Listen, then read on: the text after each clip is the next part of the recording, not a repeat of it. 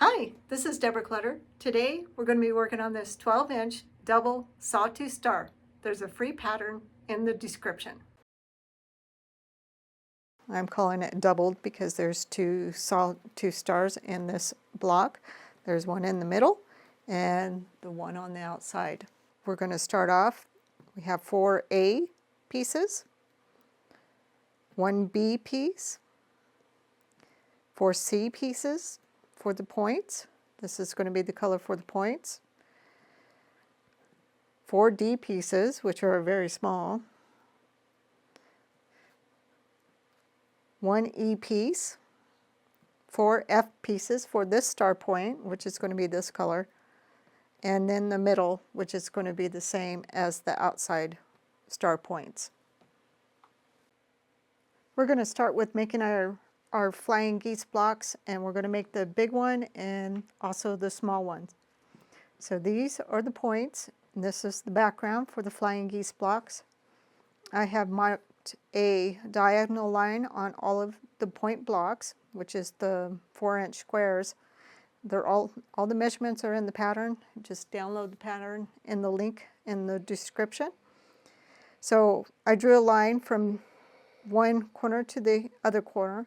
In my last video, I showed you how I drew 2 lines and stitched on those lines. This time I'm just going to draw a line and show you how to do it this way.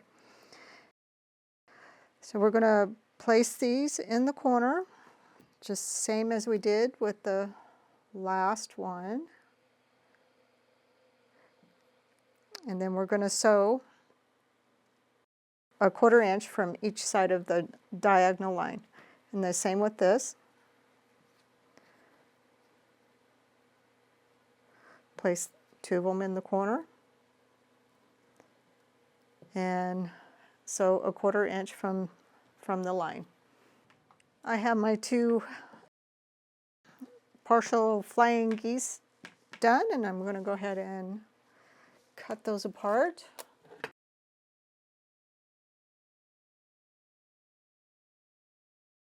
All right, so again, we have these little weird heart-looking things for the smaller flying geese and for the bigger ones, and I'm going to go ahead and press those. I've pressed my flying geese, my partial flying geese, and now I'm going to just go ahead and add the other point blocks.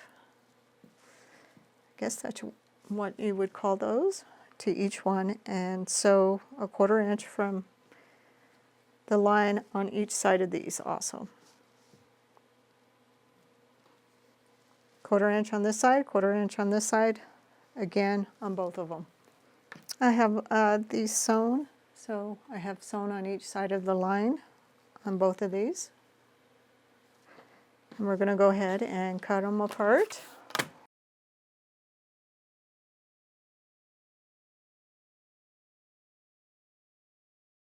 All right, I'm just going to press these. Our flying geese are all pressed, and we just need to trim them. So trim each block. This one is going to be 2 inches by 3.5 inches, and this one is going to be 3.5 inches by 6.5 inches. All right, we have our flying geese done, and we're just going to arrange our pattern. So I'm just going to bring out my pattern here. And I did not make the diagrams for the smaller flying geese. I figured it was kind of redundant. So we're going to start with the small block, and this is the middle.